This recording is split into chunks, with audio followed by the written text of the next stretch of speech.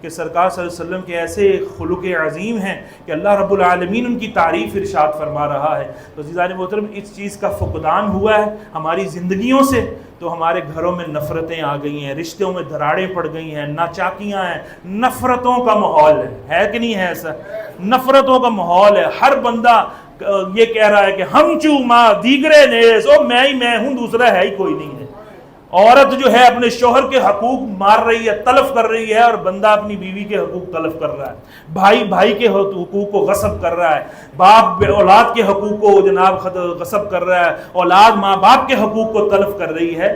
تو حضور صلی اللہ علیہ وسلم کا یہ میلاد یہ اس لیے بھی آتا ہے کہ ہمیں جھنجھوڑتا ہے۔ اس موقع پہ جب عنوانات پر، مختلف عنوانات پر بیان ہوتے ہیں تو ہمیں یہ سارے بھولے ہوئے سبق یاد آ جاتے ہیں۔